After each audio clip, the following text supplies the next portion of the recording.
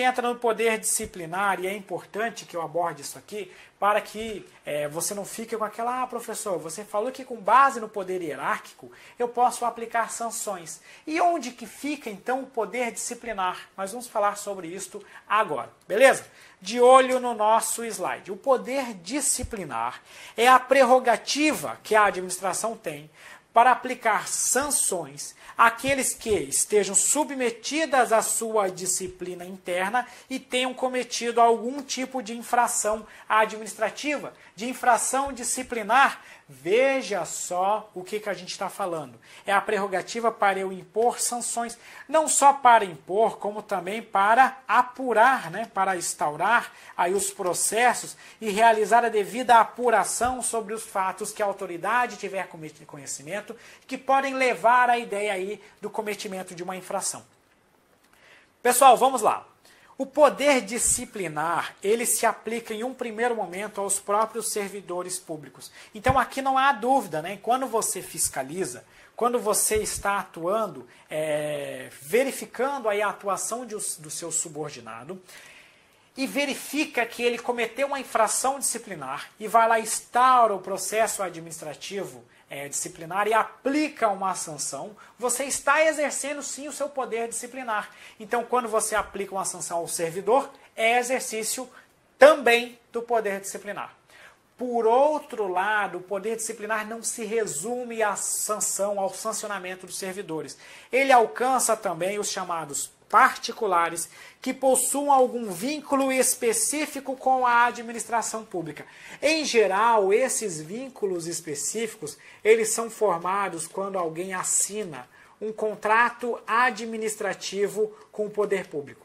Em geral é isso, não se resume a isso aqui o vínculo especial, mas em geral ocorre quando se firma um contrato administrativo com a administração. Então imagine que uma empresa seja contratada pelo poder público para prestar serviços de limpeza. E essa empresa, no âmbito deste contrato administrativo, deixe de cumprir alguma disposição contratual, cometa uma infração contratual e a administração vai lá e aplica uma sanção, uma advertência, uma multa a esta empresa. Esta sanção decorre do poder disciplinar. Então o poder disciplinar não se resume, não se limita aos servidores públicos, alcançam também particulares com algum vínculo específico com a administração. Em geral, esse vínculo específico é um contrato administrativo, mas pode ocorrer também dentro lá de um aluno que é punido, que é sancionado, dentro de uma universidade pública, porque aqui você está sancionando este aluno por este vínculo especial que ele formou com o Estado, com a administração, que ocorreu por meio desta matrícula nessa instituição pública de ensino. No caso dos particulares, eu teria aqui uma empresa privada que presta um serviço para a administração, eu teria uma concessionária de serviços públicos, entre outras mais empresas que firmem contratos, ou pessoas físicas também que firmem contratos com a administração. Indo para o nosso slide. Vamos lá. Questão de prova. Constitui manifestação do poder disciplinar da administração pública a aplicação de sanção à sociedade empresarial no âmbito de contrato administrativo. A sociedade empresarial é uma empresa privada, é um particular, só que este particular, ainda que não integre, ainda que não componha a administração pública, possui um vínculo específico, possui um vínculo decorrente deste contrato administrativo.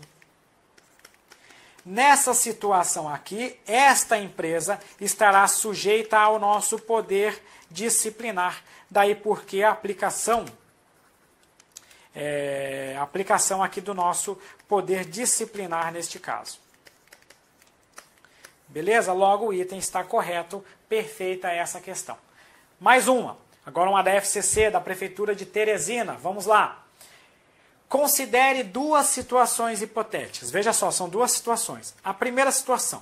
Daniela cursa nutrição na Universidade Federal do Piauí desde 2014. Veja que ela está na Universidade Federal do Piauí. Instada por um grupo de colegas, estudantes do mesmo curso, aderiu à prática de atos de vandalismo na universidade como forma de chamar a atenção das autoridades responsáveis e pleitear melhores condições para os estudantes, como bolsas de estudo e vale-refeição. Aqui eu acabo a primeira situação. Segunda situação. Já Rafaela é funcionária de um banco privado em Teresina, tendo sido sancionada pelo município ao pretender reunir-se com colegas em local aberto ao público sem preencher os requisitos legais para tanto. O poder disciplinar da administração pública aplica-se somente na primeira situação, deixa um asterisco aqui. 2. Não se aplica a quaisquer das hipóteses, pois destina-se a apurar infrações e aplicar penalidades aos servidores públicos. A gente sabe que ele não se limita, o poder disciplinar, apenas aos servidores. Eu tenho aqui também os nossos particulares, só que são aqueles particulares que tenham algum vínculo especial, vínculo específico com a administração pública. No caso Daniela, ainda que seja um particular, ela possui um vínculo com a Universidade Federal do Piauí e note que o vandalismo dela ocorreu no âmbito desta universidade. Por isso que essa conduta de Daniela trata-se de uma situação em que há aplicação, se ela for sancionada pela universidade, há aplicação também do nosso poder disciplinar. Essa questão ela não foi tão assim clara, porque na verdade ela só diz que Daniela cometeu ato de vandalismo. Agora, se ela tivesse sido presa, isso aqui não era nem poder não seria qualquer poder da administração, né? Seria o exercício punitivo do Estado. A questão ela deveria ter deixado clara que foi a universidade que aplicou uma sanção a Daniela. Ela nem falou que houve sanção. Mas a gente tem que presumir a resposta dessa questão, porque se você analisar a letra B, ela não pode estar correta, porque ela limita o poder disciplinar, ela justifica a não aplicação, dizendo que somente se aplicaria aos servidores públicos, o que estaria incorreto. Por isso que a B ela está errada. Aí a C aplica-se em ambas as hipóteses. Ela não pode se aplicar a ambas as hipóteses, tendo em vista que a atuação de Rafaela não tem qualquer vínculo com o Estado, porque o banco que ela atua é privado, é particular, não possui qualquer vínculo aqui com a administração pública. Também não poderia ser a letra D, justamente porque ela diz que vai se aplicar na segunda hipótese que a gente viu e que não há aplicação. E a letra E também, novamente, trata que vai haver a aplicação aí de ambas as situações. Em relação à discricionariedade, nós vamos comentar mais adiante. Então, por isso que a letra C, D e E estão erradas, e a letra B também está errada por limitar aos servidores públicos. Logo, a gente deduz que houve uma sanção a Daniela por parte da Universidade Federal para poder chegar ao gabarito que é a letra A. Veja só, não é a melhor questão do mundo. Ela possui aí uma falha, né, porque não diz que a universidade sancionou Daniela. Se ela tivesse sido presa, não era nem poder disciplinar, nem poder de polícia, não era nada disso. Mas a gente deduz que houve aí uma sanção pela universidade aplicada a Daniela, e aqui há um vínculo especial que alcança a Daniela, que traz ela à disciplina interna da administração pública. Ok? Voltando agora para a nossa tela. Ainda sobre o poder disciplinar, e agora já aproveitando para complementar a explicação da questão anterior, eu vou dizer o seguinte: o poder disciplinar ele não se confunde com o poder punitivo do Estado. Esse poder punitivo do Estado que eu estou falando aqui é aquele que é exercido pelo poder judiciário para punir infrações de natureza civil e penal, como, por exemplo, o cometimento de atos de improbidade administrativa, o cometimento de crimes contra a administração pública, entre outros tipos de infrações que não são delitos aí administrativos e nem são apurados nessa órbita. Então, o poder disciplinar ele se aplica dentro desse sancionamento interno, dentro da administração pública, aqueles que se sujeitam à disciplina administrativa do Estado. Estou falando dos próprios servidores servidores públicos e dos particulares que se submetem, que possuem um vínculo especial com a administração.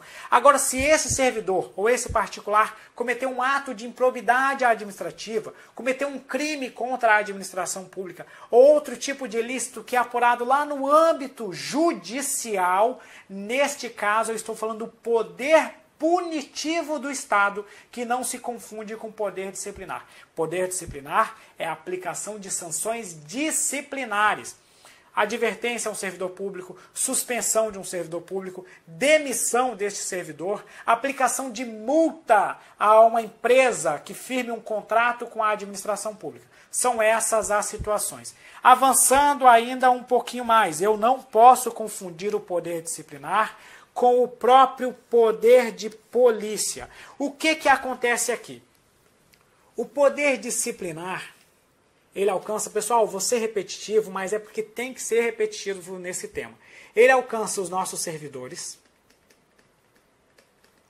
E o poder disciplinar, ele alcança os particulares. Mas eu vou colocar aqui, ó, particulares, com vínculo especial, com um vínculo específico com a administração pública. O poder de polícia, ele alcança particulares, também, veja só, alcança também os particulares. Contudo, o vínculo aqui, eu diria que ele é geral com o Estado. É um vínculo que todas as pessoas se submetem em relação à atuação estatal. Então, quando o Estado fiscaliza uma empresa em relação ao cumprimento de normas ambientais, qualquer empresa está sujeita a essa fiscalização, independente de essa empresa ter ou não um vínculo específico com o Estado. Essa empresa não firmou qualquer contrato administrativo com o poder público, mas ela descumpriu uma norma ambiental, uma norma administrativa ambiental, e vai ser sancionada pelos órgãos administrativos competentes. Neste caso, o Estado está exercendo o poder de polícia. Imagine que uma outra empresa, ou melhor, imagine que você estava dirigindo o seu veículo automotor, você não é um servidor público, você não está atuando, exercendo a função pública, está dirigindo o seu veículo automotor além do limite de velocidade permitido, e você recebe uma multa de trânsito, uma multa administrativa. Aqui o Estado está exercendo o chamado poder de polícia, porque aqui o vínculo é geral. Todas as pessoas, independente de possuírem ou não qualquer vínculo específico com a administração pública, sendo ou não sendo servidor público, se ela ultrapassar o limite de velocidade, ela poderá sofrer uma sanção administrativa que decorre do poder de polícia. Então, trazendo aqui novamente à nossa tela, ao nosso slide. Poder de polícia, o vínculo é geral. Qualquer pessoa se submete ao poder de polícia. Já o poder disciplinar há um vínculo especial. No caso lá da questão, houve um vínculo especial porque a aluna teria sido punido no âmbito dessa relação dela. Só avançar aqui. Ela, passou um pouquinho. Só um segundo, pessoal. Ela teria sido punida pelo vínculo que ela possui com a Universidade Federal do Piauí. Foi uma questão mal elaborada? Foi por não colocar a informação que houve uma infração da universidade aplicável a Daniela, mas ela possui um vínculo especial com a administração. Então, logo, poder de polícia não se confunde com o nosso poder disciplinar. Ainda sobre o poder disciplinar, voltando a ele agora, eu tenho para dizer para vocês o seguinte: o poder disciplinar, ele admite, até determinado ponto, uma discricionariedade. Essa discricionariedade, essa margem de liberdade, ocorre principalmente na gradação e escolha da penalidade a ser aplicada. Então, quando determinada pessoa descumpre, cumpre uma infração administrativa, viola um dever funcional e por isso ela é punida pela administração pública, muitas vezes a autoridade vai chegar e vai analisar aquela conduta e vai ver, olha só, dentro do rol de infrações, eu posso enquadrar essa conduta ou nesse dispositivo aqui. Tem uma certa liberdade para a autoridade fazer isso. Porque se você pegar a Lei 812 como exemplo, vá lá nos artigos 116 e 117 da Lei 812 e veja os deveres e as proibições que o servidor se submete. Veja que há lá uma série de conceitos que são subjetivos, né? Atuar com zelo, com lealdade, várias infrações, guardar sigilo das suas informações. Existem ali conceitos que não são tão claros, por isso que diante de um caso concreto, a autoridade ela terá uma certa liberdade para enquadrar uma conduta ou num dispositivo ou num outro. E com isso ela poderá graduar a pena, a sanção que será aplicada ao servidor. A sanção será de 30 dias, de 90, de 60. Então há essa liberdade. Contudo, não existe liberdade quanto ao dever de punir. Uma vez comprovado que o servidor cometeu uma infração, eu tenho o dever de aplicar uma sanção a ele. Eu tenho o dever de puni-lo. Eu não posso simplesmente deixar de aplicar uma sanção. Tenho liberdade de escolha na graduação da pena? Tenho. Mas eu tenho a obrigação de punir este servidor. Então, por isso que há uma certa discricionariedade, mas é uma discricionariedade que é limitada, que se aplica na graduação e escolha da penalidade, mas não se aplica quanto ao dever, a obrigação de punir este servidor. Vamos lá. Poder disciplinar e poder hierárquico. E agora entra aqui o ponto que muita gente está se perguntando. Professor, a aplicação de sanções decorre do poder disciplinar ou decorre do poder hierárquico? Eu vou dizer para vocês que depende do ponto de vista. Vamos lá. O poder disciplinar, ele pune o cometimento de infrações. O poder hierárquico, num conceito, ele diz que, eu posso dizer que ele distribui e escalona as funções administrativas. O poder hierárquico, ele se insere muito na ideia de organização da administração pública. Aí agora avançando aqui, dentro dessa relação que eu falei para vocês, eu posso dizer o seguinte: a aplicação de infrações disciplinares decorre de forma imediata, de forma direta, do nosso poder disciplinar. Por outro lado, ela decorre de forma mediata, ou seja, de forma indireta, do meu poder hierárquico. Só que aqui eu estou tratando dos nossos servidores, veja só, anota aí, dos nossos servidores públicos. E depois eu vou exemplificar isso aqui para vocês com uma questão de prova. Por outro lado, se eu estiver tratando de infrações administrativas cometidas por particulares que possuem um vínculo específico, aqui eu somente terei a aplicação do poder disciplinar, porque nessa situação não ocorre hierarquia entre a administração pública e o particular. Então, o poder hierárquico, ele fundamenta a aplicação de sanções aos servidores públicos. Então, eu tenho aqui tanto a aplicação do poder disciplinar quanto o poder hierárquico.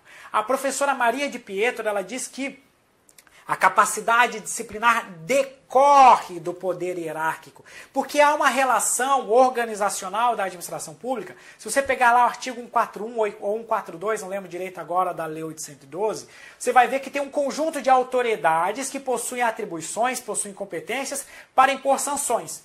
E quando você lê esse artigo da Lei 812, você vai ver o seguinte, olha só. O chefe do Poder Executivo pode aplicar sanções a servidores do Poder Executivo.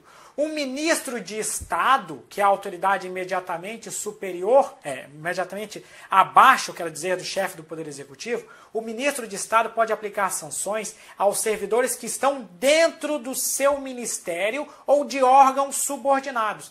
Eu quero dizer para vocês que o ministro da Saúde não pode aplicar uma sanção a um servidor do Ministério da Educação, porque não existe subordinação entre eles. Então, por isso que eu posso afirmar, sim, que o poder para impor uma sanção a um servidor público decorre também do poder hierárquico. Porque se não existe hierarquia, eu não posso impor sanção ao servidor público. Agora, quando eu estou falando de particulares que se submetem à disciplina interna da administração pública, eu não tenho relação hierarquizada. Aí decorre única e exclusivamente do poder disciplinar.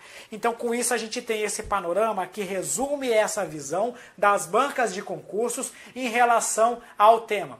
Agora, vamos lá para a gente entender como isso pode cair em prova. O processo disciplinar, veja só o que a FCC está me afirmando. Se você não entendeu, agora você vai entender. Veja só. O processo disciplinar é derivado dos poderes. Quais poderes que decorre o processo disciplinar?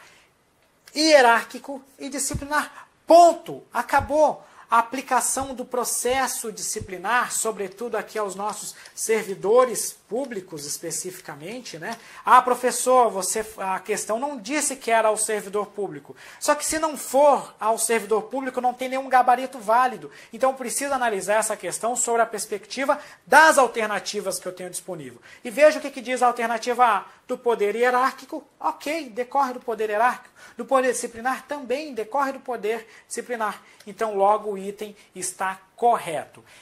Eu não falo de processo disciplinar no âmbito do poder de polícia, ainda que eu possa aplicar sanções no âmbito do poder de polícia, não se trata um processo disciplinar especificamente, muito menos exercício do poder regulamentar, que trata aí do estabelecimento de normas. Aí teria disciplinar, beleza, de polícia, não entra nessa relação de polícia novamente, e por fim o último trata apenas do poder regulamentar, que estaria incorreto. Logo, letra A, poder hierárquico e poder disciplinar. Agora vamos lá. Próxima questão, a questão do TCE do Pará, de 2016. A prerrogativa da administração de impor sanções a seus servidores, independentemente de decisão judicial, decorre imediatamente do poder disciplinar, imediatamente do poder hierárquico. É o que eu falei para vocês. Poder disciplinar aplica-se de forma direta, de forma imediata, quando eu aplico uma sanção a um servidor público. Agora, o poder hierárquico, do qual decorre o poder disciplinar, ele aplica-se de forma indireta, ou como a questão, como a doutrina costuma falar, de forma mediata, quando eu faço a aplicação de uma sanção a um servidor público. Logo, este item está correto, está de acordo com as nossas disposições doutrinárias sobre o tema. Vamos lá. Mais uma questão de prova, agora de agente da Assembleia Legislativa do Mato Grosso do Sul. A administração pública, após regular processo administrativo, penalizou servidor seu lotado junto à Secretaria de Transportes, por ter deixado de praticar ato de sua competência sem justificativa juridicamente aceitável. A hipótese trata do exercício do poder. Veja só, se ela aplicou uma sanção a um servidor, como regra, num primeiro momento, eu digo que é o exercício do nosso poder disciplinar. Mas eu sei que indiretamente eu também tenho aplicação do nosso poder hierárquico. Então eu tenho que analisar aqui a questão, analisar as alternativas. Letra A, polícia administrativa. A polícia administrativa não é aplicável diretamente aos nossos servidores, por isso que essa letra está incorreta. Disciplinar, guarda essa alternativa por hora. C, regulamentar. Regulamentar é para estabelecer normas, não é o que está ocorrendo nesta assertiva aqui. Próxima alternativa, de polícia, novamente não é poder de polícia, porque o poder de polícia é utilizado para aplicar sanções a particulares que se submetem a uma disciplina geral da administração pública. E novamente disciplinar na letra E. Agora vamos analisar a B e a E. B, disciplinar, que encontra fundamento de validade na lei e é decorrência do poder hierárquico. Veja que o poder disciplinar, para que eu estipule, para que eu estabeleça, nós estudamos isso no princípio da legalidade, para que eu possa aplicar uma sanção a qualquer pessoa, eu preciso ter previsão legal. E, além disso, a professora Maria de Pietro diz que a aplicação de sanções aos servidores é uma decorrência da hierarquia da administração pública. Por isso que essa letra B é o nosso gabarito, porque o poder disciplinar, ele encontra fundamento na lei, afinal de contas é a lei que prevê as sanções, que prevê as infrações, que prevê a autoridade competente para impor sanção, e decorre dessa relação hierarquizada que ocorre, que existe dentro da administração pública. Logo, o gabarito é a nossa alternativa B. Letra E, disciplinar, que não decorre da hierarquia, eis o erro dessa assertiva que vai contra as disposições doutrinárias sobre o tema. Avançou. 11. Veja só essa questão. Técnico Judiciário, área administrativa do TRE de São Paulo, de 2017. Os servidores públicos estão sujeitos à hierarquia no exercício de suas atividades funcionais. Considerando esse aspecto, eu vou pular num primeiro momento a letra A e vou analisar direto a letra B. B. Submetem-se ao poder de tutela da administração, que projeta efeitos internos sobre órgãos e servidores e externos, atingindo relações jurídicas contratuais travadas com terceiros. O poder de tutela da administração é aquele que se insere dentro do controle da administração direta sobre a indireta. Portanto, não se trata, neste caso, de um efeito interno, como está dizendo a questão, porque trata da relação da administração direta sobre a indireta. Logo, a letra B está errada. C. Conclui-se que o poder hierárquico é premissa para o poder disciplinar, ou seja, este somente tem lugar onde se identificam relações jurídicas hierarquizadas. Veja que eu comentei com vocês anteriormente que o poder disciplinar ele fundamenta também a aplicação de sanções aos particulares. E falei mais,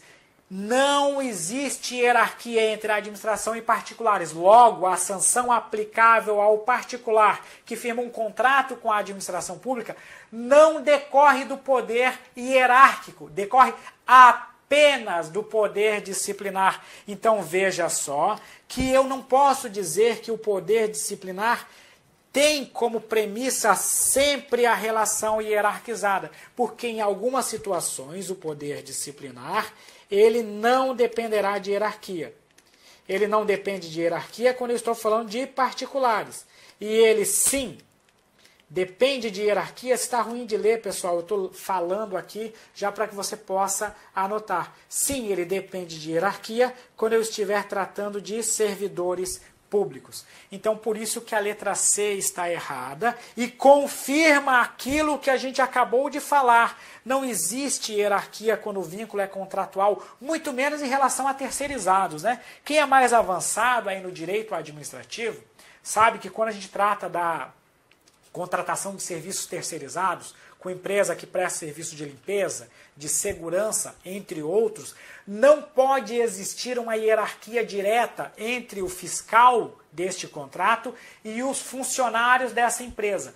O fiscal do contrato ele fiscaliza o serviço prestado pela empresa. Então, se houver uma infração, ele notifica a empresa, justamente para não caracterizar essa relação de hierarquia. Então, esse item ele possui vários erros sutis e é um item, essa letra C, bem interessante aí para fixar o entendimento. D. O poder hierárquico autoriza a edição de atos normativos de caráter autônomo. O poder hierárquico ele só autoriza a edição daqueles atos ordinatórios para dispor sobre a disciplina interna da administração pública, e tais atos ordinatórios não são autônomos. Eles decorrem, eles dependem de uma previsão em lei, eles disciplinam aquilo que está na legislação. Logo, a edição de atos de caráter autônomo é uma situação excepcional que a gente vai ver lá na hora que falarmos do nosso poder regulamentar. Então, por isso que essa letra D está errada, porque não existe edição de ato de caráter autônomo, ou seja, ato primário, quando eu trato do poder hierárquico. E somente o poder hierárquico, veja só, somente o poder hierárquico e o poder disciplinar produzem efeitos internos na administração pública, tendo em vista que o poder de polícia e o poder regulamentar, nós vamos estudar isso mais à frente, visam a produção de efeitos na esfera jurídica de direito privado, não podendo atingir a atuação de servidores públicos. Na verdade, o que ocorre quando eu trato do meu poder de polícia, No exercício do poder de polícia, eu posso editar atos normativos de polícia. E também no próprio exercício do poder regulamentar, eu edito também atos normativos. Esses atos, em geral, eles alcançam terceiros, alcançam particulares, só que eles também disciplinam, de alguma forma, a atuação dos servidores públicos. Imagina uma portaria da Receita Federal que estabeleça os critérios em relação aí à análise, né, da declaração de imposto de renda. Essa norma ela vai atingir particulares, vai atingir as pessoas que precisam declarar imposto de renda. Mas ela também atinge os próprios servidores da Receita que precisam observar tal norma na hora de tratarem, de elucidarem essa declaração de imposto de renda. Então, por isso que eu não posso dizer que é exclusividade do poder hierárquico e do poder disciplinar produzir efeitos internos, já que outros atos também podem, atos de polícia e atos do poder regulamentar também podem eventualmente atingir a disciplina interna da administração pública. Aí sim a gente vai para a letra A, que foi muito bem elaborada aí pela nossa FCC.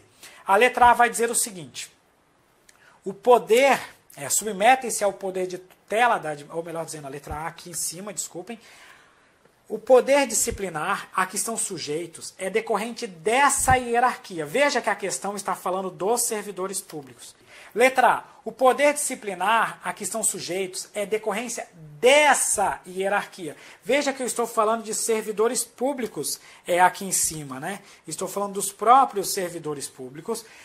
Então eu sei que quando eu aplico uma sanção aos servidores públicos, eu tenho uma aplicação também dessa relação hierarquizada. Então guarda esses servidores, né, e esse poder de aplicar uma sanção, ele possui uma relação com o vínculo funcional existente e observa também a estrutura organizacional da administração pública para que eu identifique a autoridade que é competente para apurar e punir as infrações disciplinares. O exemplo disso é o tal do artigo que eu falei para vocês, 141 ou 42 lá da Lei 812, que trata das autoridades que são competentes para aplicar sanções administrativas. Em geral, essas autoridades também podem aplicar aos servidores sanções disciplinares e instaurar o próprio processo administrativo. Então veja que essa relação de hierarquia ela não define só um poder de comando, mas também define um poder de fiscalização e de sanção. O Ministério da Saúde, o Ministro da Saúde aplica sanção no seu âmbito, o Ministro da Educação em sua área de atuação. O Poder Legislativo, lá as autoridades máximas do Poder Legislativo,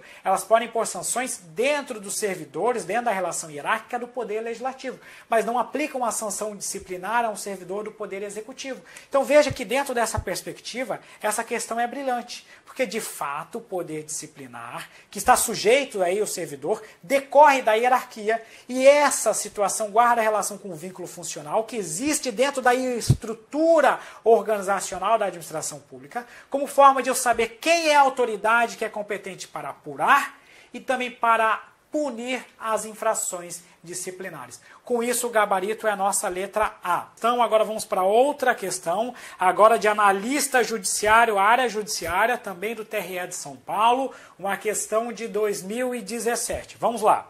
Suponha que o secretário de Transportes de determinado estado tomou conhecimento, por intermédio de matéria jornalística, da existência de longas filas para carregamento dos cartões, de utilização dos trens administrados por uma sociedade de economia mista vinculada à pasta. Veja que eu estou falando do secretário de Transporte e ele está falando da atuação de uma sociedade de economia mista.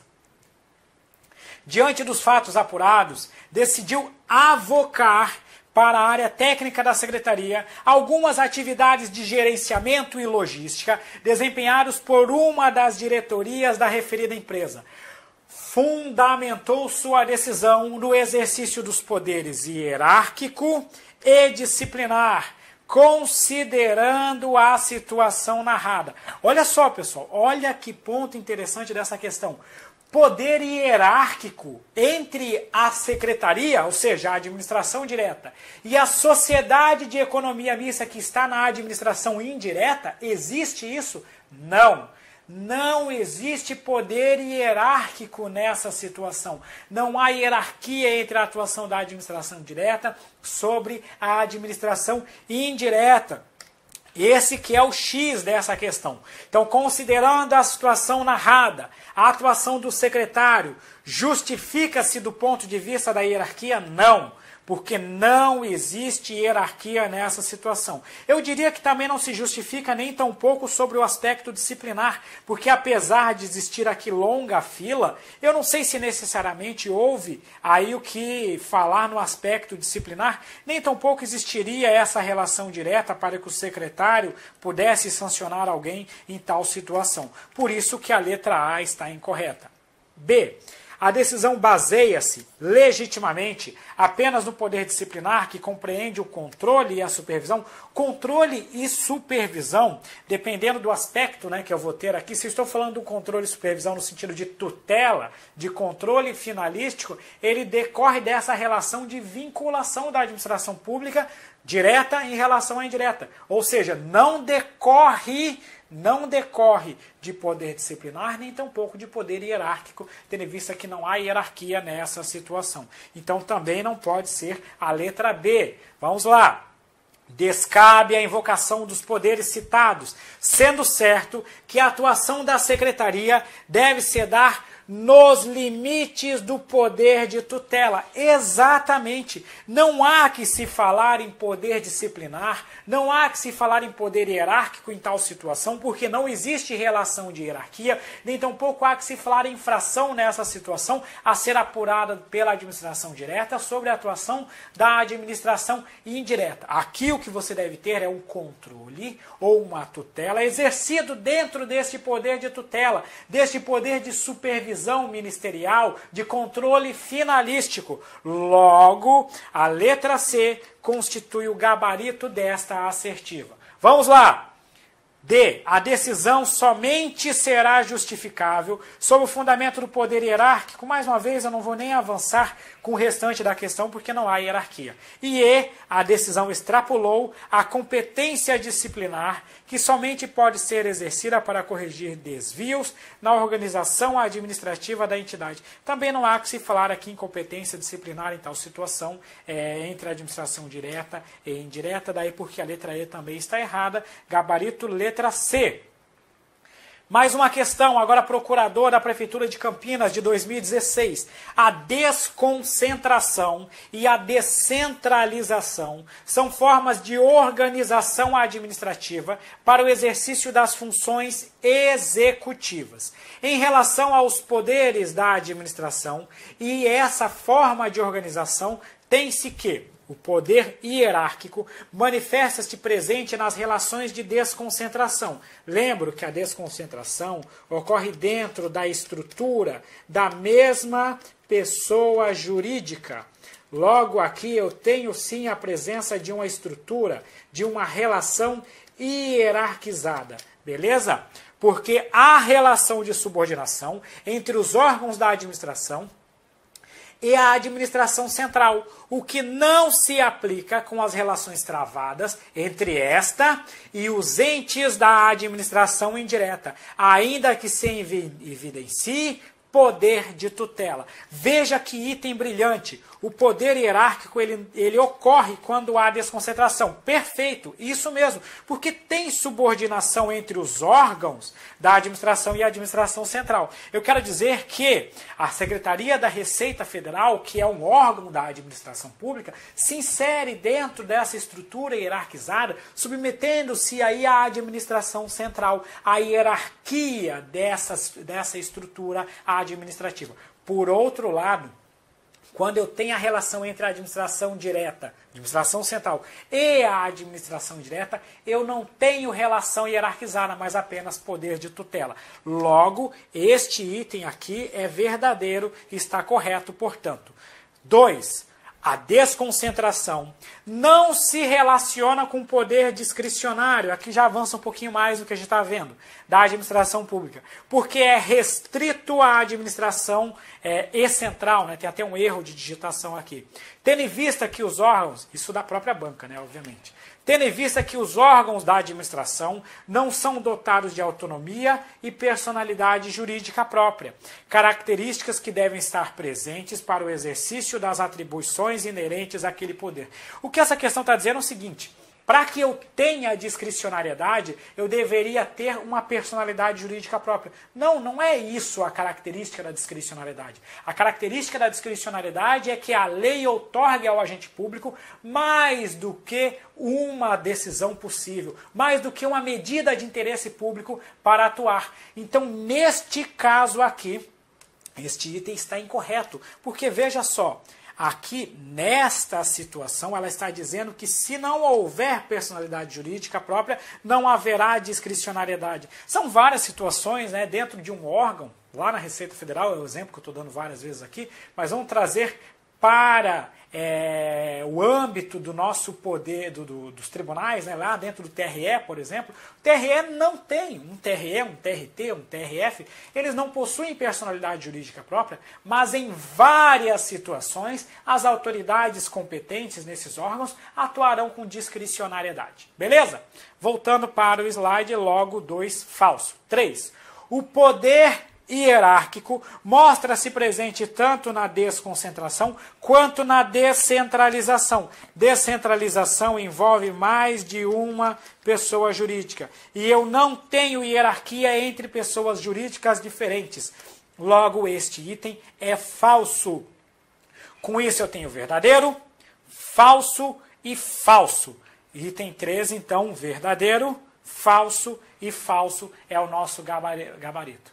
Avançando, agora a gente entra no nosso poder regulamentar. Vamos lá, galera. Poder regulamentar é um poder inerente e privativo do chefe do Poder Executivo para editar atos administrativos normativos, ou seja, para editar decretos. Então, por exemplo, quando o presidente da República estabelece um decreto, elabora um decreto para regulamentar uma lei, ele está exercendo o poder regulamentar. Exemplo, professor. Recentemente foi editada a Lei 13.303, que é o regime jurídico das estatais, o regime jurídico das empresas públicas e das sociedades de economia mista e de suas subsidiárias. Tal lei foi recentemente disciplinada por um decreto do Poder Executivo. Esse decreto estabelece as normas para fiel execução da lei. A Lei de Acesso à Informação, ela possui um ato normativo, ela possui um decreto que regulamenta a sua aplicação. Entre outros vários exemplos. A Lei 10.520, que é a Lei do Pregão, ela tem 2 decretos regulamentando o pregão. Um regulamentando o pregão na forma eletrônica, outro regulamentando o pregão na forma presencial. Então existem N situações, N exemplos de edição de decretos pelo chefe do Poder Executivo para dar fiel execução às leis. Mas nós vamos ter que aprofundar muito esse tema porque tem muita coisa para a gente ver. Vamos lá! Ainda sobre o poder regulamentar, é importante que a gente diferencie poder regulamentar de poder normativo. Normalmente, as bancas prevêem no edital e prevêem nas questões apenas o poder regulamentar. Só que o poder regulamentar é a edição de atos secundários, atos administrativos normativos, somente pelo nosso chefe, veja só, chefe do Poder Executivo. No âmbito federal, o chefe do Poder Executivo é o presidente da República, mas também poderia ser exercido aí pelos governadores, pelos prefeitos municipais também. Então, poder regulamentar é para editar decreto, ok? Já poder normativo seria algo muito mais abrangente, muito mais extenso. O poder normativo, ele envolve a edição de qualquer ato administrativo normativo. Aqui a gente tem exemplos de portarias, a gente tem exemplos de resoluções,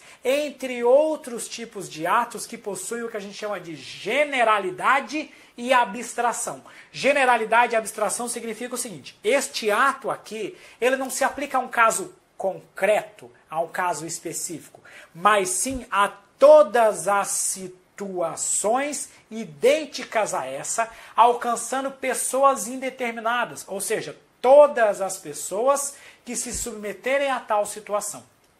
Dá um exemplo para mim, professor. Imagine um decreto regulamentando o ato de você fazer a declaração anual de imposto de renda. Esse decreto vai lá, a lei vai lá e estabeleceu a obrigatoriedade de você apresentar anualmente o imposto de renda, e vem um decreto e diz o seguinte, olha, quem tiver que fazer a declaração, todas as pessoas que tiverem que fazer a declaração terão que apresentar a declaração neste formato aqui, nessas condições. Veja que está aplicando a todos aqueles que tiverem que declarar imposto de renda e a todas as situações que eles se submeterem. Ou seja, são situações indeterminadas e destinatários indeterminados. Então, o ato normativo é qualquer ato secundário, qualquer ato administrativo normativo, e isso a gente tem vários. Já o poder regulamentar é somente aquele editado, exercido pelo presidente da República. Ok? De olho na nossa tela. Presidente da República não, melhor dizendo, pessoal, para não ficar confuso, pelo chefe do Poder Executivo. Pode ser o presidente da República no âmbito federal, mas também a gente vai ter os governadores nos estados e no Distrito Federal e os prefeitos dos municípios. Todos eles podem exercer de fato aí o nosso poder regulamentar. De olho na tela e vamos lá. O chefe do Executivo, lembrando, presidente, governadores e prefeitos, ele pode editar decretos de natureza executiva, ou também chamados de decretos regulamentares, ou simplesmente regulamentos, E ele também pode editar o que a gente chama de decretos autônomos. São atos primários, atos que guardam, que decorrem da própria Constituição Federal, enquanto os atos regulamentares, eles disciplinam o que está previsto em lei. Então é muito importante que você tenha a sua Constituição, isso já fica uma dica, jamais venha estudar direito administrativo sem ter a sua Constituição da República ao seu lado. Se você abrir a sua Constituição e ver lá no artigo 84, você vai ver o seguinte: no inciso 4 do artigo 84, vai ter a competência para o chefe do Poder Executivo dispor, mediante decreto, estabelecer por meio de decreto, ou melhor, editar decretos para dar fiel execução às leis. Esses são os decretos regulamentares. Vai existir aqui num primeiro momento a Constituição, depois da Constituição você vai ter as leis, e abaixo dessas leis você vai ter um decreto regulamentando aquilo que estava na lei.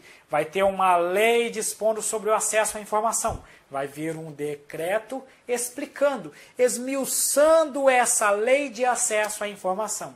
Vai ter um decreto tratando sobre as empresas públicas, melhor dizendo, vai ter uma lei tratando sobre as empresas públicas e sociedades de economia mista. Vai vir um decreto e vai dispor, por exemplo, no âmbito da União, no âmbito do Poder Executivo Federal, sobre essa lei, sobre a aplicação dessa lei no âmbito do Poder Executivo.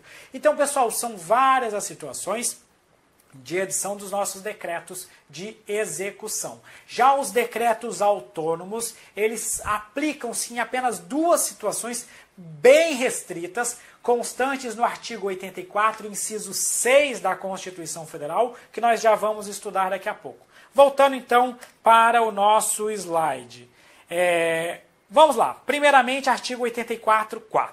Vai dizer o seguinte: compete privativamente ao presidente da República sancionar, promulgar e fazer publicar as leis, bem como, veja só, bem como expedir decretos e regulamentos para sua fiel execução. É aqui que a gente encontra o fundamento constitucional para o presidente da República estabelecer leis. Aí vamos lá. Esse poder regulamentar, ele serve para dar fiel execução às chamadas leis administrativas. Isso aqui cai pouco, mas o pessoal sempre pergunta: professor, toda lei precisa de um regulamento? Não. Em geral, são as leis administrativas. O que é uma lei administrativa? Lei administrativa é aquela que depende da administração pública em algum momento para ser executada. A lei de licitações e contratos é um exemplo de lei administrativa. A lei 13.303 da Sociedade de Economia Mista, Empresas Públicas, é uma lei administrativa. A lei 10.520, que é a lei do pregão, também trata-se de uma norma administrativa, lei de acesso à informação, todas essas leis que possuem, que dependem da atuação da administração pública, são leis administrativas. Ah, professor, e o que não seria uma lei administrativa? Por exemplo, a legislação penal. A legislação penal ela não depende da atuação direta da administração pública, mas sim da atuação do Poder Judiciário. A lei penal, a lei processual penal, a legislação civil, né, o Código Civil e a lei do Código de Processo Civil são exemplos de leis que não são administrativas e, portanto, não dependem de regulamento. Além disso, mesmo que se trate de uma lei administrativa, nem sempre eu precisarei de um regulamento. É porque algumas leis administrativas elas são auto-aplicáveis, né? Mesmo que não exista uma lei regulamentando ela já consegue, ela já tem ali as condições, os elementos necessários para que ela de fato funcione. Mas algumas leis elas vão dizer o seguinte, olha, no prazo de X dias, o presidente da República, o chefe do executivo, ele terá que regulamentar essa lei. Então é o tipo de lei administrativa que expressamente determina que haja uma regulamentação. Se isso ocorrer, veja o que eu estou falando, se a lei não falar nada, em regra a lei já é auto-aplicável. Pode vir um regulamento depois, mesmo que a lei não fale nada? Pode. Agora, se a lei diz, ó, esta lei terá que ser regulamentada. Aí essa lei, enquanto não houver o regulamento, ela não é aplicável. Ela possui uma situação suspensiva, né? Aguarda o regulamento para que de fato ela funcione. Ah, professor, mas olha só, vamos para a tela. Primeiro ponto, a lei ela pode ser auto-aplicável? Sim, ela pode se aplicar diretamente. Quando ela não exige, quando ela não prevê um regulamento, ela pode ser auto-aplicável. Mesmo que ela seja auto-aplicável, ela pode ter um regulamento? Pode sim. Está ficando aqui um pouquinho confuso, mas é que eu vou explicando para vocês. Ela pode ter um regulamento, mesmo que seja auto-aplicável? Sim, pode ter um regulamento. Agora, algumas leis elas não são auto-aplicáveis, ou seja, quando a própria lei administrativa determina que haja uma regulamentação. E aí vamos supor que essa lei fixou um prazo. Ela disse, ó, no prazo de 90 dias, o presidente da República, ou o chefe do Executivo, seja lá quem for, o chefe do Poder Executivo, melhor falando, tem que regulamentar essa lei. E essa pessoa, esse presidente ou esse chefe do Executivo, nos demais entes da Federação, não edita tal regulamento. E aí? A lei fica eternamente sem ser aplicável? Aí, nessas situações, o judiciário pode ser provocado. A gente tem um instrumento previsto, que é o mandado de injunção, que às vezes pode ser adotado quando falta uma norma regulamentadora para que um direito seja implementado. Aí o judiciário pode chegar lá e atuar e fixar prazo, entre outras coisas. Isso já entra na matéria de direito constitucional, por isso que eu não vou aprofundar. E nem quero trazer muito, porque isso aqui raramente cai em prova. O que eu quero dizer para vocês é que lei administrativa pode ser regulamentada. Em algumas situações a própria lei determina que haja regulamento, em outras ela é auto-aplicável, mas pode mesmo assim ter um regulamento a posterior. Só isso que você precisa saber por hora. Beleza? Voltando para a nossa tela.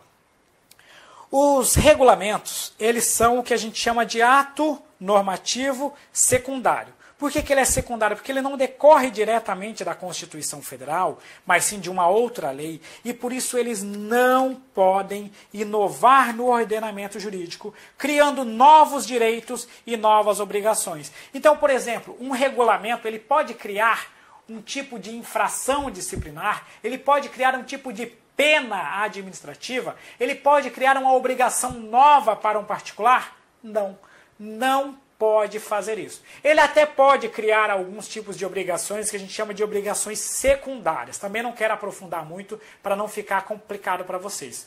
Essas obrigações secundárias seriam o seguinte, chega lá a norma e diz que para você ter uma carteira nacional de habilitação, você precisa de uma licença concedida pelo Estado, e para ter essa licença você tem que preencher determinados requisitos. Aí vem um regulamento e diz o seguinte, para comprovar esses requisitos, você precisa apresentar o documento A, o documento B, o documento C. Veja que o regulamento até, entre aspas, criou uma obrigação para você. Você tem que apresentar aqueles documentos. Mas essa obrigação decorre da previsão em lei. Então ele não cria uma obrigação nova, ele disciplina esta obrigação nova. Então, voltando para o slide, o ato normativo secundário, ele não inova no ordenamento jurídico, ou seja, ele não cria novos direitos, ele não cria novas obrigações, ele não cria uma sanção, ele não cria uma penalidade, ele não cria uma infração nova, ele apenas disciplina como isso tudo ocorre, por exemplo. Ok? O regulamento possui caráter geral e abstrato, a gente já explicou no começo aqui, que seria aquele que se aplica a situações indeterminadas, a sujeitos indeterminados, e aqui é um asterisco muito grande. O poder regulamentar não pode ser delegado. A doutrina fala que o poder regulamentar não pode ser delegado. A gente vai comentar sobre isso mais à frente. Quero dizer para vocês que a competência prevista no artigo 84.4 da Constituição Federal, ela não é passível de delegação. Essa atribuição ela tem que ser exercida pelo chefe do Poder Executivo. Mas a gente vai comentar mais, vamos conversar mais sobre isso. Por hora, vamos falar um pouco agora dos tais decretos autônomos. O que falei até agora com vocês do decreto regulamentar, artigo 84.4, que é para estabelecer regulamentos, para dar fiel execução às leis. Agora eu vou para o artigo 84.6, que trata do decreto autônomo. O que acontece? Até então a doutrina no Brasil defende que não existe a possibilidade de a administração inovar na ordem jurídica mediante a edição de decretos, porque o decreto ele sempre se submete a uma lei. Só que a Constituição Federal ela foi emendada e foi criada aí a figura que se chama de decreto autônomo. O decreto autônomo é uma situação especial constante na Constituição Federal que o presidente da República poderá editar sem previsão em lei, sem uma lei prévia sobre aquela matéria. Veja do que eu estou falando quando trato do decreto regulamentar. Eu estou falando disso aqui, ó, que está lá no artigo 84.6 da Constituição Federal, que diz que compete privativamente ao presidente da República. Quando eu falo aqui de presidente da República, eu quero dizer, na verdade, chefe do Poder Executivo, porque envolve também governadores e prefeitos, dispor, por meio de decreto, sobre a organização e funcionamento da administração federal, no caso de chefes do estado e do município, será a administração estadual e municipal, respectivamente, quando não implicar aumento de despesa, nem tampouco criação ou extinção de órgãos públicos. Trata-se de um decreto de organização, de um decreto de funcionamento da administração pública. Você pode dispor sobre a organização e sobre o funcionamento da administração. Se isso não implicar aumento de despesa, nem tampouco criação ou ainda extinção de órgãos públicos. Imagine de um decreto que simplesmente altere atribuições de determinado ministério, que simplesmente mude a sua composição, que trate sobre uma relação de subordinação para o seu melhor funcionamento. Tal decreto, ele poderá ser autônomo, ele independerá de lei. Agora, se houver a criação ou extinção de órgão público, ou então o aumento de despesa, aí eu preciso ter uma lei para fazê-lo, ok? Além disso, eu também posso dispor por meio de decreto sobre a extinção de funções ou de cargos públicos quando vagos. O cargo está ocupado, professor, eu posso extingui-lo por decreto? Não, eu preciso de lei nessa situação. Se o cargo ou a função estiver vaga, eu poderei fazer a sua extinção diretamente por meio de decreto, ok? Voltando então para a nossa tela, vamos lá.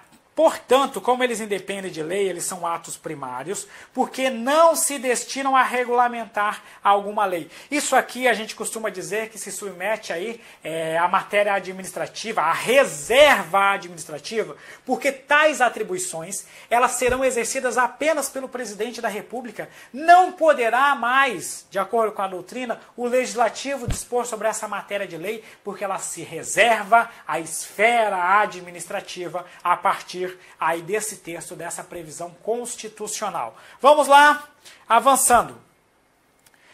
A atribuição, por isso que eu falei botei aquele asterisco lá, a atribuição para dispor sobre os decretos autônomos pode ser delegada aos ministros de Estado, ao Procurador-Geral da República ou ao Advogado-Geral da União, conforme está previsto no artigo 84, parágrafo único. Eu quero dizer o seguinte, essa atribuição aqui, ó, ela pode ser delegada, ela é passível de delegação, e essa delegação pode ser aos ministros, pode ser ao Procurador-Geral da República e pode ser ao Advogado-Geral da União, conforme prevê o artigo 84, parágrafo único da Constituição Federal. A competência para estabelecer a matéria dos decretos autônomos. Aí tem alguns parênteses, né?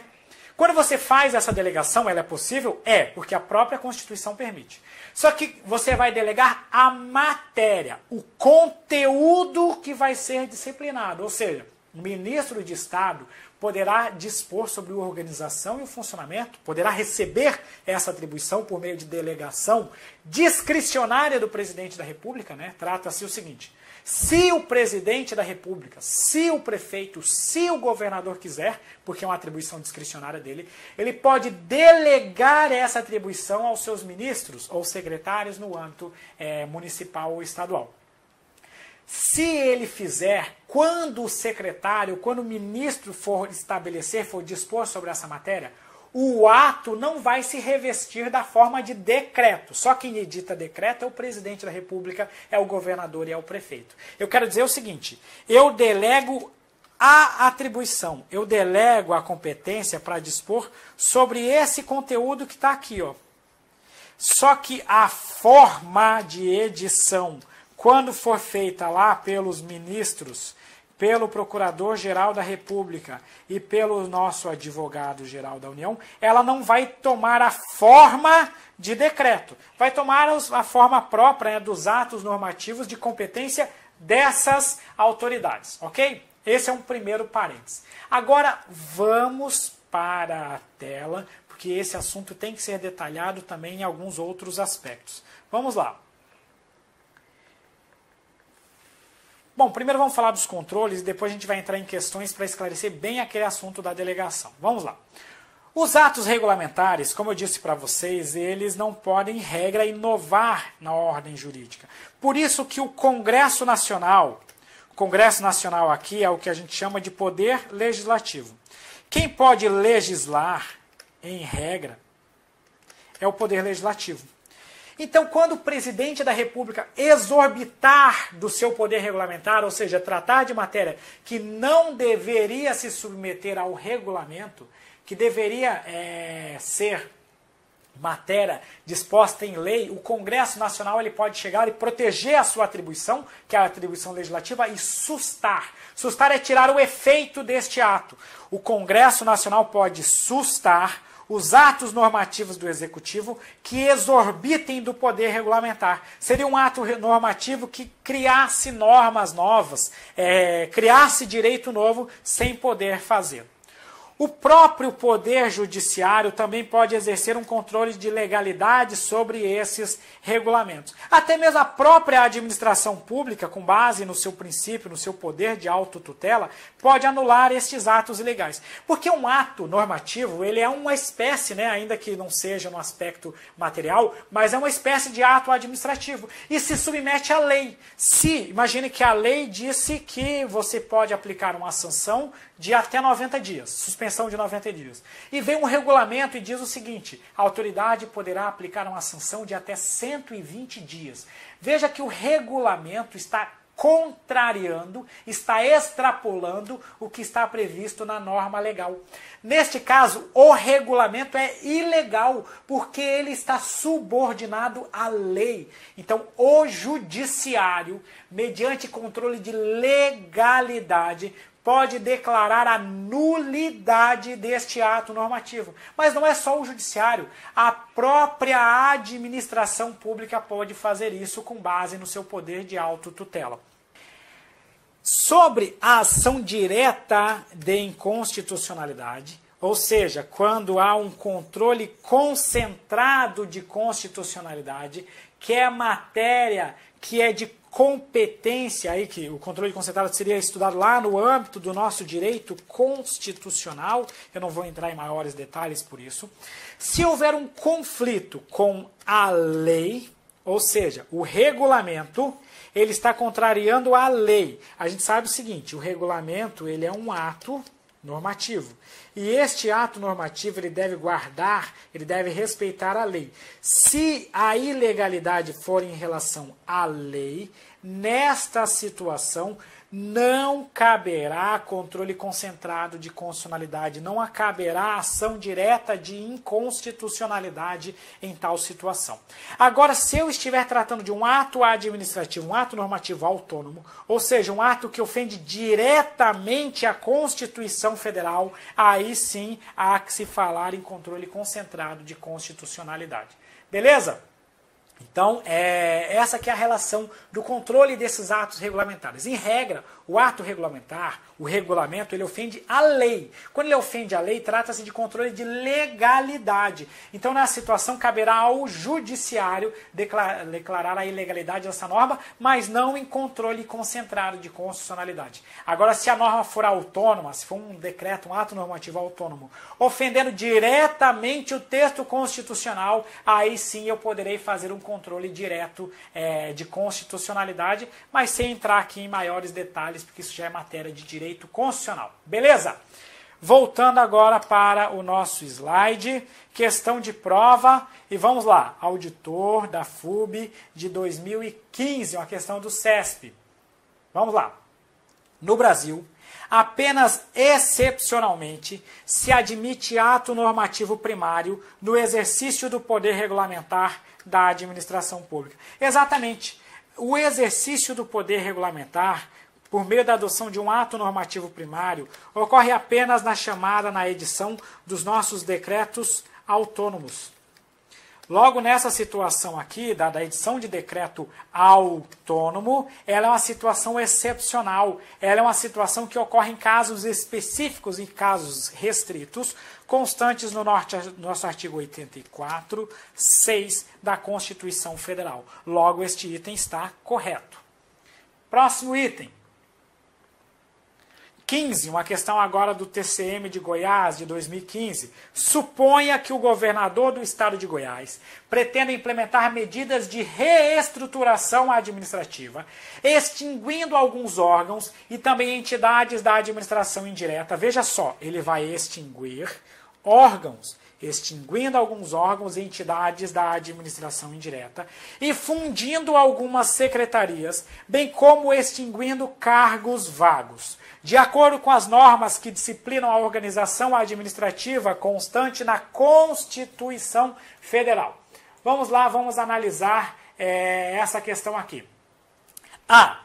Todas as medidas poderão ser implementadas por ato do chefe do Executivo mediante decreto? Não, porque a extinção de entidades e órgãos, ela não pode ocorrer por meio de decreto.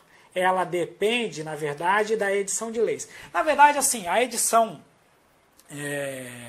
quando eu estou tratando lá de uma sociedade de economia mista, de uma empresa pública, eu tenho que ter uma lei para autorizar a extinção. Depois essa extinção vai ocorrer por atos complementares. Mas não é isso que a gente está tratando aqui na questão. O que a questão está tratando é o que está lá no artigo 84, 6 da Constituição Federal, que diz que a extinção depende, se isso não implica, a organização e o funcionamento pode ocorrer por meio de decreto, desde que não implique aí na extinção desses órgãos públicos. Logo, este item aqui, a letra A, está errada, porque o primeiro que está falando da extinção de órgãos e entidades está incorreto. B. Todas as medidas somente poderão ser implementadas por lei. Está errado porque a segunda medida, que trata assim, extinção de cargos vagos, ela pode ocorrer por decreto. C. Extinção de cargos vagos necessita de lei específica, então já marco essa assertiva como errada. Extinção de entidades da administração indireta somente poderá ser feita por lei. A lei serve para extinguir diretamente ou para autorizar a extinção de entidades da administração indireta. Isso é matéria de organização administrativa que a gente já estudou.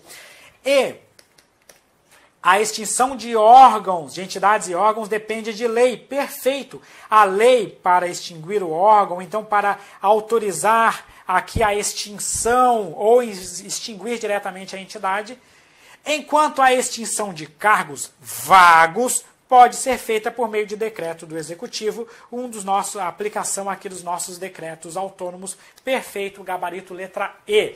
Avançando. 16. Dentre os poderes atribuídos à administração pública, é inerente ao poder, 2 pontos. Veja só que aqui já é uma questão mais geral. Regulamentar a possibilidade de criar direitos e obrigações aos administrados, sempre que houver lacuna na lei disciplinando determinado tema. Veja que a lei, ela não serve para o decreto, ele não serve para preencher lacunas. Existe um instrumento que a gente não vai chegar a abordar aqui de forma mais aprofundada, que seria o tal do regulamento delegado, né? Que em algumas situações, quando a gente está tratando aqui de órgãos de atividade estritamente técnica, como ocorre com as agências reguladoras, elas podem receber uma delegação para dispor sobre determinada matéria, e aqui elas poderiam até mesmo preencher algumas lacunas legais, ainda que haja bastante discussão sobre a possibilidade ou não de fazer isso. Mas a regra é que o regulamento ele não serve para preencher lacuna, ele serve para disciplinar o que já está previsto em lei, ok? Então o regulamento ele não serve para preencher lacuna. B. Regulamentar a competência do Executivo, o poder regulamentar, a competência do Executivo para editar ato normativo, explicitando os deveres e direitos que tiverem sido instituídos por meio de lei. Até aqui, perfeito. Admitindo-se, inclusive, a delegação dessa atribuição. Guarda com asterisco essa aqui, porque a gente já vai voltar para essa letra B. C. Disciplinar a restrição de seu alcance para atingir apenas servidores e desde que possuam um vínculo funcional. Veja que ele está falando que, dentre os poderes, a administração é inerente ao poder disciplinar a restrição de seu alcance para atingir apenas servidores e desde que possuam um vínculo funcional adquirido mediante concurso com a administração. A letra C possui 2 erros. Primeiro, que o poder disciplinar não se aplica apenas aos servidores, alcança também os particulares, sujeitos à disciplina interna da administração. E segundo, porque o poder disciplinar não alcança apenas os servidores que prestaram o concurso público, ou seja, aqueles que são efetivos. Ela alcança também aqueles que ocupam cargos em comissão, aqueles que não se submetem à prévia aprovação em concurso público. Então, por isso que a letra C é totalmente errada.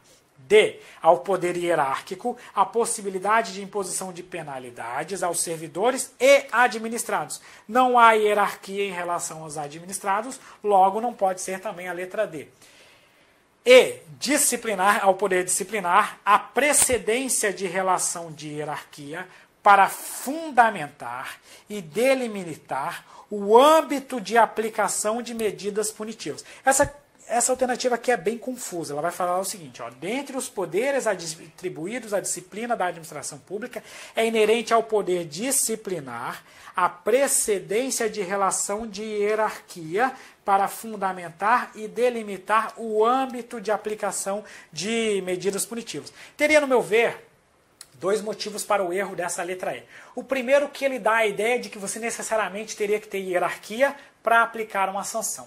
E o segundo, que ele fala o seguinte, fundamentar e delimitar o âmbito de aplicação de medidas punitivas. Quando ele fala de delimitar, ele está dando uma ideia aqui de estipulação de novas medidas punitivas. E para você delimitar e fundamentar uma medida punitiva, isso é uma matéria reservada à lei. Então não se trata de exercício do poder disciplinar. Quem cria medidas punitivas, quem fundamenta as medidas punitivas é a lei. Ela que é o ato que cria as infrações e cria as punições. Então, sobre essa perspectiva, a letra E está errada. Sobrou apenas, eu vou até apagar aqui, a nossa letra B.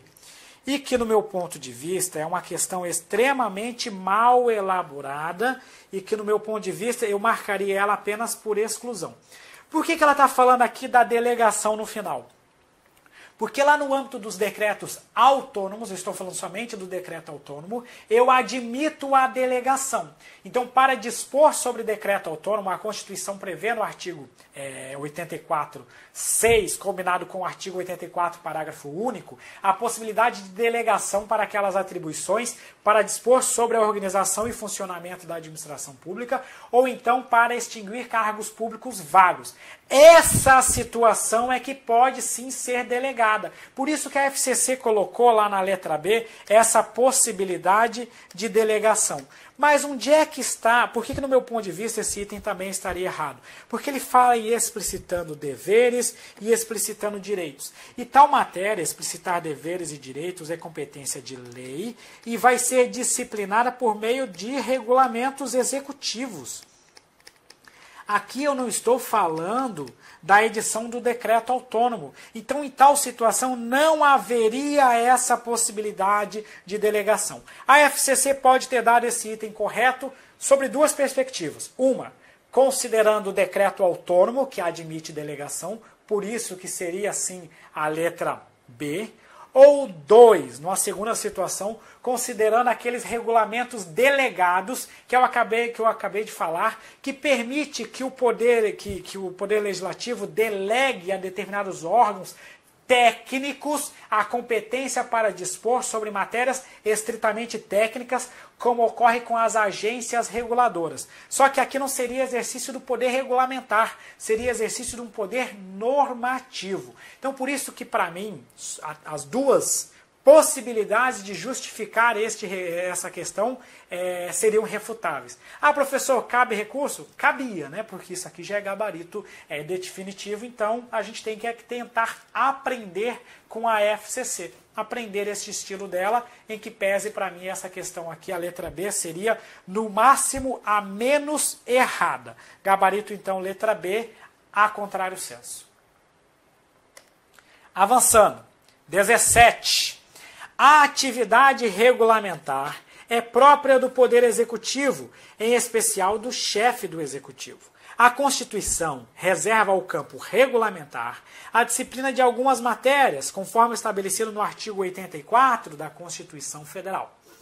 A delegação da referida competência regulamentar permite que o chefe do Executivo, mediante juízo de conveniência e de oportunidade, transfira, no âmbito do Executivo, aos ministros de Estado a função de editar regulamentos de organização, respeitados os limites constitucionais.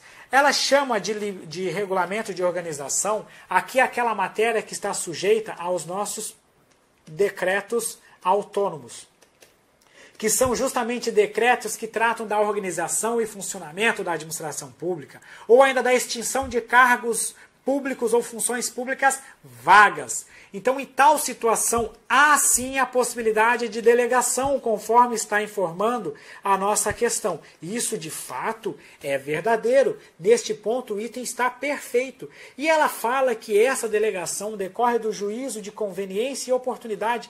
Eu comentei com vocês que essa possibilidade de delegar, a delegação, a competência, a possibilidade de delegar, ela decorre de um juízo discricionário.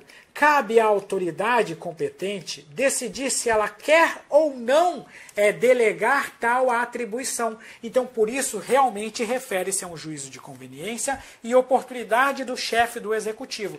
Logo, este item está correto. Avançando. Questão de defensor público de 2015.